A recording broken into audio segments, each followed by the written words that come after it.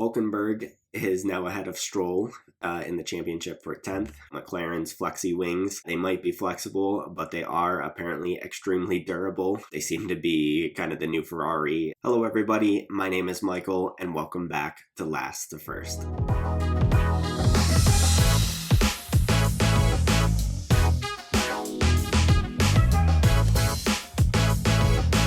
After an absolutely thrilling Azerbaijan Grand Prix, we headed over to the streets of Singapore, and boy, was it a bit of a dud.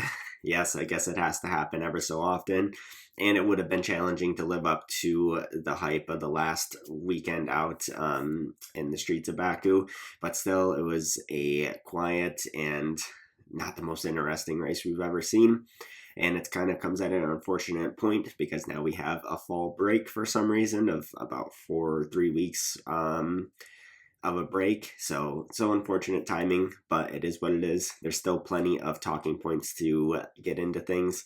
So let's take a look at the 2024 Singapore Grand Prix. Now, finally, for the sake of Lando Norris, he finally got rid of the stat that has been haunting him for so long. He managed to keep the lead for the first time on the opening lap, and he really never looked back. He had significantly more pace than anybody else, and he just looked really strong throughout the race. Up and down the field, there were some questionable and some good strategies that had some drivers fall out of contention and some fall into contention for podium places and for points, such as Piastri managed to get up to third with kind of a mixed bag of a strategy, but they did have the fastest car, so I think they had some leeway there. And then people like Ferrari and Leclerc, they could have been a little bit closer had they not qualified so poorly. But, it is what it is. That's how quality goes around the streets of Singapore. Overall, there was some decent overtaking throughout the race, which I was surprised by. It wasn't for the lead of the race, unfortunately, but there was some pleasantly good overtakes. Most of them were done with large tire offsets, but that's just what has to be done sometimes. And yeah, just overall, not the most intriguing of races. Norris and Verstappen were firmly in control, and that was pretty much how it shook out for the entire race. So let's get into some of the big talking points of the race. I kind of alluded to it a little bit, but with strategy, it was a mixed bag up and down the field. Teams like Mercedes seemed to absolutely bottle the strategy for like Hamilton. I'm not sure what their thought process was going on the softs to begin with. He was the only one in, I think, the top 13, top 14, something like that, to do that. And I think that was a pretty questionable move. Nobody thought that was going to work super well. He didn't even gain a place on the opening lap. He nearly did with Verstappen, but he smartly decided to back out of the move going into turn one. And yeah, he was just him and Mercedes just overall were significantly slower than Red Bull, really Ferrari realistically, and of course McLaren. But overall, it just didn't make so much sense. They pitted relatively early, but he was on the soft tires, so it made sense. And then on the hards, Hamilton just never had any pace throughout the race. He got passed up by he got overtaken by Russell in the pit stop, which I'm sure he was frustrated by. Not sure exactly how they let that happen, but I guess that's what happens when you start on the soft tire there.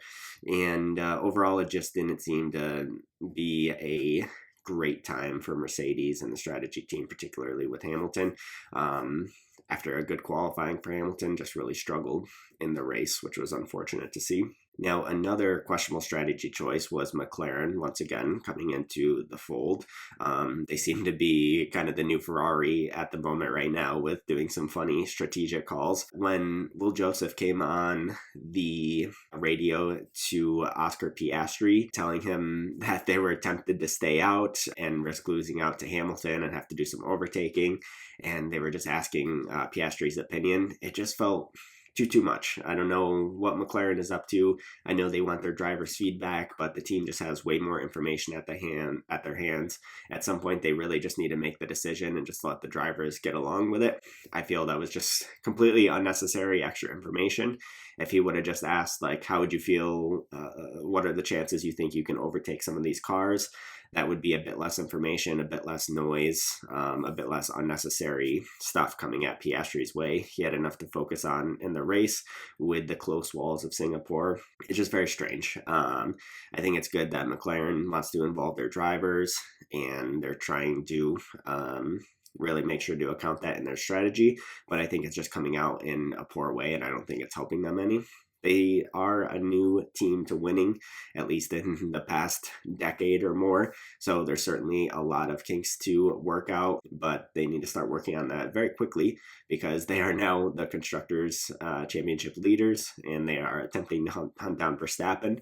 And at the rate they're going, they should be on a good course to fight for the title next year. So they really need to get on top of their game. Now, Lando Norris was giving us some heart attacks throughout the race.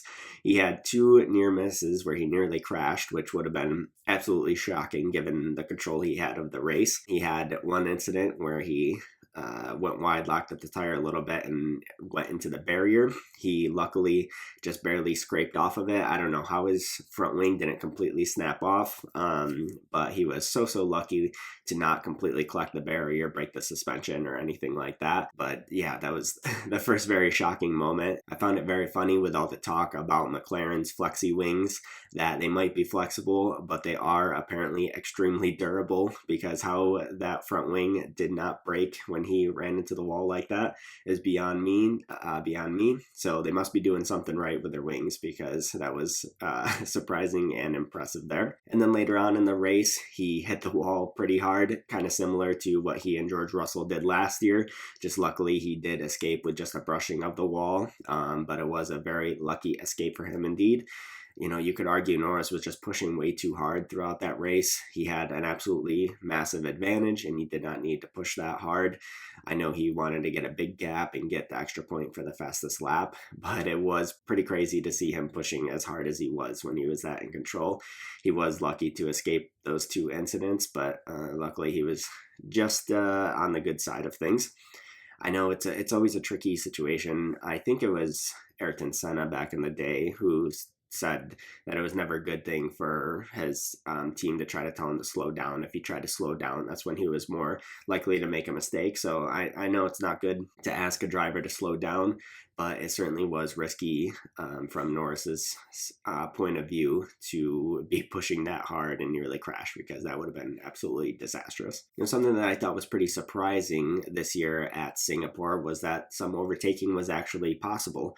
It mostly was possible with a big tire offset, which we did see a bit of, but at least they were legit overtakes. It wasn't just the DRS pass. The DRS did help, but they did have to fight for the position a little bit, which was good to see. You don't always see a lot of overtakes on street circuits like this. As per usual, the TV direction was actually appalling, horrendous. They always miss stuff. I don't know what they're doing. No doubt it's a difficult job, but the amount of stuff that they miss is just actually shocking, especially in a race where next to nothing has happened. They should be getting all of those overtakes on camera.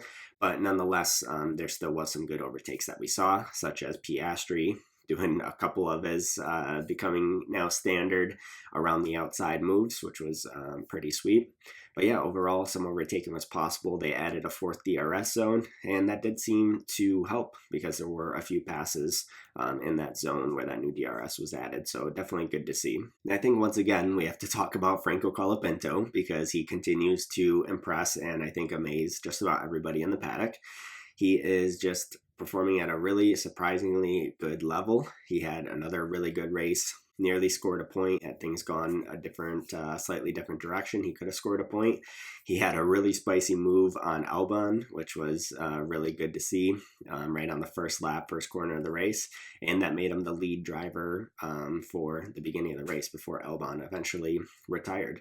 But it's just cool to see how aggressive and how forward he is right off the bat. He's constantly coming close to the walls, brushing the walls a little bit. He's really just pushing the limits, whether it was last time out at Baku or at Singapore. He really is just pushing the limits. Now, we could see a little bit of the rookie in him coming through in that first stint because he was struggling a lot with the tires, but that's something that will certainly come with more experience and more practice. From my understanding, that's one of the hardest parts of Formula One is really understanding the tires. So that'll all come. Even Oscar Piastri is still figuring out how to use the tires properly. So that'll all come eventually. And, like I mentioned, had the He very nearly could have scored up another point, which would have been really, really impressive. And had the team pitted him maybe a lap earlier, he could have been ahead of Perez, and he was battling Perez for most of the race, which is shocking. I don't know what's more telling in that scenario, Franco's good race or Perez's race. I don't know. Now, another thing I thought was interesting with the race was the differences in teammate performances. Now, we've certainly seen this pretty frequently throughout this year and just in general with these new regs that came in 2022. Just for some reason, these regs have really exacerbated the gaps between teammates at times, depending on the track, the conditions, the tires, everything like that. For some reason, the operating window of these cars is just so narrow. And if you're slightly out of that, then it really affects your performance. And I think that really showed with the differences in teammates this weekend. We saw Piastri being absolutely nowhere compared to Norris. Yes, he had a podium, but he was 40 seconds off in the same rocket ship that McLaren has. Yes, he had a fight through the field, but he really wasn't making any progress on Verstappen at the end, and he just didn't have nearly the same pace as Norris. And with how much everybody, including myself, has been talking him up lately with fighting Norris, it was really disappointing to see how far off he was. But then we also saw Hamilton, who started ahead of Russell, but he wound up 20 seconds behind him, which is pretty significant as well.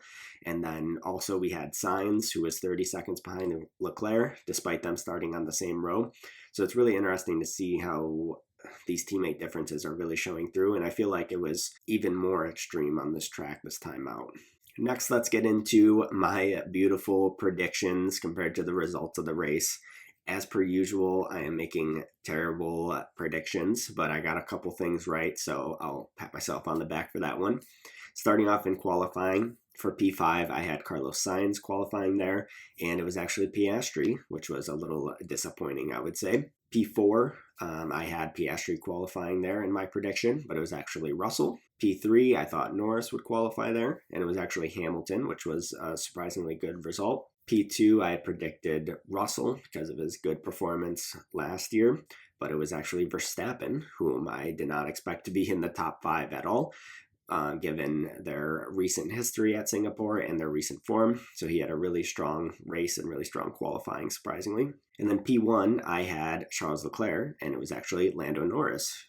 Because Leclerc had a terrible qualifying along with his teammate Carlos Sainz that really messed things up with his crash.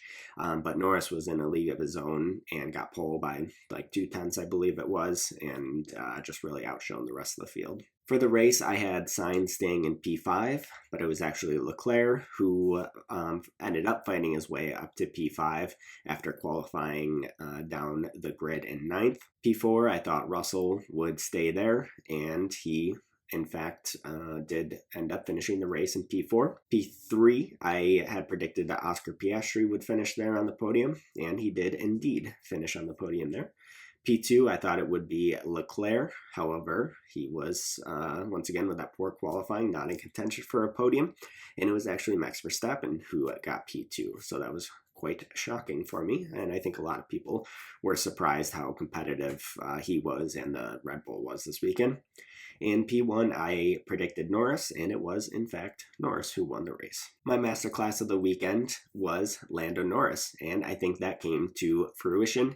He completely dominated the field, and more importantly, he dominated Piastri, who I think he really needed to make a statement against after the last couple of races.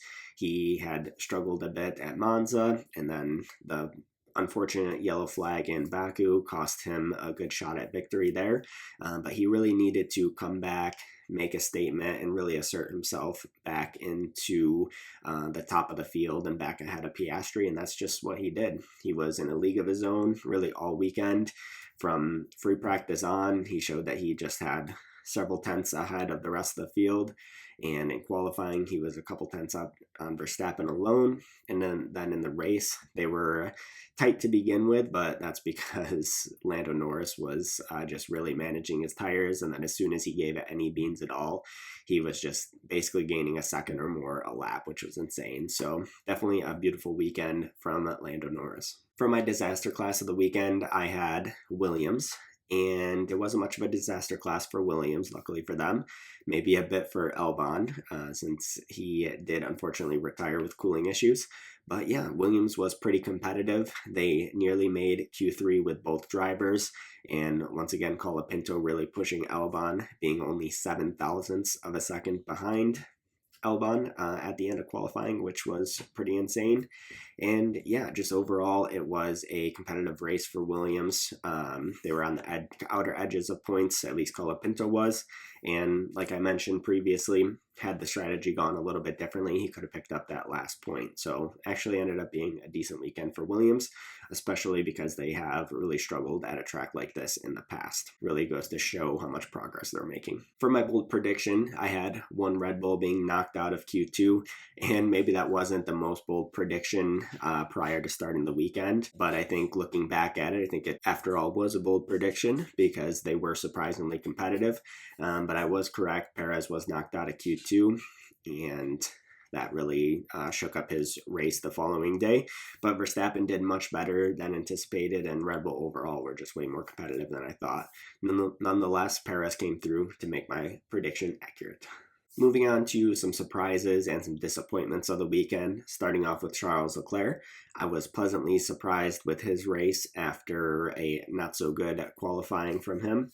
He was arguably the second fastest behind Norris. Had he started higher, he definitely could have made for a more interesting race. I think regardless, Norris would have had his number as well as he did Verstappen, but I think it would have been more competitive. Ferrari actually executed the strategy well, going from the mediums to the hards at a good time, and Leclerc just overall looked pretty comfortable in the race. He looked racy at the end. He just slightly ran out of tires at the end to fully challenge Russell. Ran out of laps a little bit as well. And yeah, just overall a good fight back for Leclerc after a challenging qualifying. I was also pleasantly surprised once again with Fernando Alonso. Aston is really nowhere to be found right now, and he had another quiet race without much of any TV coverage, but he just continues to have anonymous drives and score as many points as the car is capable of scoring. He just continues to put in solid performances, and I know that if Aston ever get their act together and get a good car again, he'll be right there at the sharp end of the grid. I think he is probably outperforming the car a little bit, being ahead of drivers like Perez, who really should have been more towards the sharp end of the grid. And Alonso is once again just absolutely smashing Lance Stroll, who is having a horrendous end to the season. Not sure what's going on with him other than his usual Lance Stroll stuff, but he's really struggling, and Alonso is smashing him to bits and putting in good performances to get some much needed points for the team. A disappointing race came from Sergio Perez, in my opinion. He normally excels on street tracks, as we all know, just like he excelled last time out at Baku. He has won here before, but it was a super disappointing qualifying for him, and then an equally disappointing race where he just did not make up much ground. But overall, just a poor quality from him, a poor race. Verstappen showed the car was much better than what Perez was able to show, which was surprising given his track record on street tracks like this. But yeah, I think this race is likely to remind Red Bull why they have considered dropping him in the past, because he was absolutely nowhere compared to Verstappen again, and it was on a track that he has done well at. So yes, he did very well in Azerbaijan last time out, but he once again performed very poorly this time out, which is not good for himself, for his future, for the constructors, even though it is pretty much already lost. But both Ferraris did finish ahead of him, so that P2 in the championship there is certainly up for grabs for somebody there. My overtake of the race has got to be Franco Colapinto's move on Alex Albon at the beginning of the race.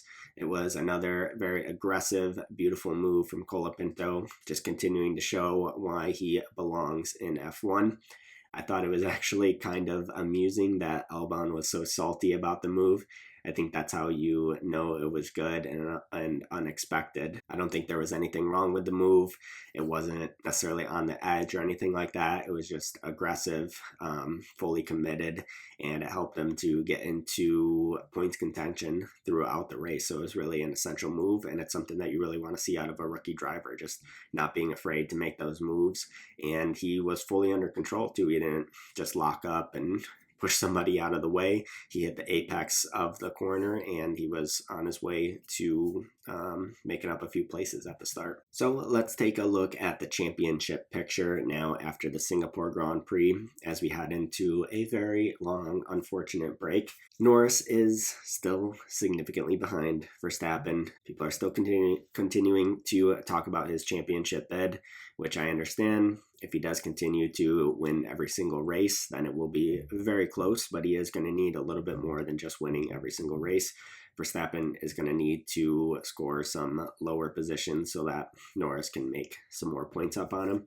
But yeah, 52 points is a very large number, so it's going to be tough for Norris to surpass Verstappen, but it very well could be close by the end of the year. We have Piastri knocking on the door to third in the championship. He's only 8 points behind Leclerc. With how good Piastri typically has been as of late, as well as how good that McLaren is, I don't see any reason why Piastri won't be able to surpass Leclerc, but Ferrari is on an upward trajectory again, so I think it will be a tight battle between the two of them for third place for the rest of the year. Hulkenberg is now ahead of Stroll in the championship for 10th, which is pretty shocking. Stroll is having an absolutely horrid end to the season, and Hulkenberg now is ahead of him after scoring a couple points and having a really great race. For the Constructors' Championship, McLaren is now a pretty large 41 points ahead of Red Bull. Which is pretty crazy. Who would have thought that a few races back at the beginning of the year, even at the mid-year point? Pretty shocking. Overall, the fight for that looks to be done and dusted. I think it would be quite the surprise for Red Bull to be able to come back and beat McLaren after all that. I think the main battle now is going to be between Ferrari and Red Bull. Ferrari's 34 points behind Red Bull, so they still very much have a chance to overtake them for second in the Constructors' Championship. So that is my race rundown for the Singapore Grand Prix. Let me know what you guys thought about the race down in the comments below. Please give me a like, a subscribe, and rate the podcast. You can follow me on social media on X as Last to First Real, first spelling F1 RST, Instagram as Last to First. You can also find me on all the major podcast mediums like Apple, Spotify, Google, and find the video podcast form on YouTube. I also have a blog at lasttofirst.wordpress.com. Once again, first spelled F1 RST. So thanks so much for tuning in. Let's buckle down for this long fall break before we get into the final stretch of the season. So thank you all for tuning in, and I'll see you all in the next one.